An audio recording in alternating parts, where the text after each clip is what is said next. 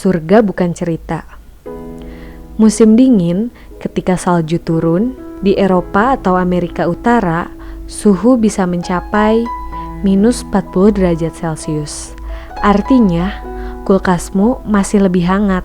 Itulah saat semua tumbuhan mati, kecuali pohon cemara. Itulah saat darahmu bisa berhenti menjadi es ketika kamu keluar rumah tanpa pakaian khusus. Musim salju adalah ketika manusia bertahan hidup dan beraktivitas yang mungkin tanpa bisa berjalan jika tak ada bantuan peralatan dan teknologi. Tanpa itu, pasti mati kedinginan. Dan ada satu periode di mana salju berbentuk badai. Ya, badai salju. Terbayangkan apa yang bisa dilakukan selain bertahan hidup di ruangan berpemanas?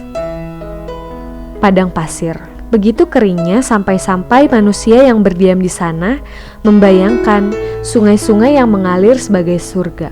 Hanya ada beberapa jenis pohon yang bisa hidup dalam suhu di atas 40 derajat Celcius. Keringatmu bisa langsung menguap bersama cairan tubuhmu. Dan keberadaan air adalah persoalan hidup dan mati. Saya sungguh tidak mengerti ketika orang yang masih belum percaya bahwa Indonesia adalah serpihan surga. Cobalah kamu bercelana pendek, pakai kaos dan sandal jepit, jalan-jalan di Kanada ketika musim dingin, atau jalan-jalan di padang pasir. Dijamin kamu mati. Di sini, di negaramu, kapan saja, mau siang, mau malam, kamu bisa jalan-jalan kawasan tanpa alas kaki. Mau hujan, mau panas, selamat. Di Eropa dan Amerika, paling banter, kamu akan ketemu buah-buahan yang sering kamu pamerkan. Ya misalnya apel, anggur, sunkist, pir, dan semacamnya. Sedangkan di Timur Tengah, paling kamu ketemu kurma, kismis, kacang Arab, buah zaitun, dan buah tin. Sedangkan di Indonesia, kamu tak akan sanggup menyebut semua jenis buah-buahan dan sayur-sayuran. Ditambah lagi, ada umbi-umbian, kacang-kacangan, bunga, rempah-rempah. Karena saking banyaknya, di Amerika dan Eropa, kamu akan ketemu makanan yaitu itu aja, sandwich, hotdog, dan hamburger. Ya paling divariasikan, paling banter ada stik, es krim, dan keju. Di Timur Tengah, roti, daging, dan daging, dan daging lagi. Di Indonesia, dari Sabang sampai Merauke, mungkin ada ratusan ribu varian makanan. Ada puluhan jenis soto, varian sambal, olahan daging, ikan, dan ayam, tak terhitung macamnya. Setiap wilayah ada jenisnya. Ada kue basah, ada kue kering, varian bakso saja sudah sedemikian banyak.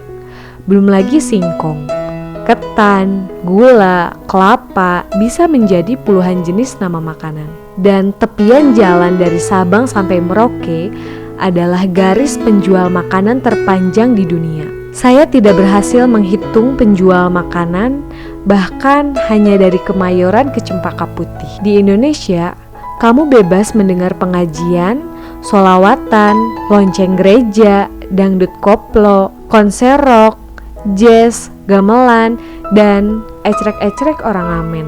Di Eropa, Amerika, dan Timur Tengah, belum tentu kamu bisa menikmati kecuali pakai headset. Saya ingin menulis betapa surganya Indonesia dari segala sisi. Hasil bumi, cuaca, orang-orangnya yang cerdas, kreatif, bersahabat, budayanya, toleransinya, dan guyonannya, keindahan tempat wisatanya, dan seterusnya. Saya tidak mungkin mampu menulis semua itu, meskipun jika air laut menjadi tintanya. Saking tak terhingganya kenikmatan anugerah Allah pada bangsa Indonesia, negara kesayangan Tuhan. Jika kamu tidak bisa mensyukuri itu semua, jiwamu sudah mati. Pesannya, jangan biarkan surga ini hancur karena nafsu berkuasa. Janganlah kehangatan persaudaraan yang dicontohkan oleh mbah, kakek, dan opung kita dihancurkan hanya karena perbedaan dan kita merasa paling benar dan paling pintar. Orang Islam bilang ini sudah sunatullah. Tuhan hanya ingin kamu bersyukur agar surga ini tidak jadi neraka. Bahkan Andai kamu sering bersyukur, maka berkat-berkat itu akan ditambahkan. Bersyukur itu diantaranya tidak merusak apa-apa yang sudah baik alam lingkungan, sistem nilai, budaya asli, kebersihan, dan lain-lain.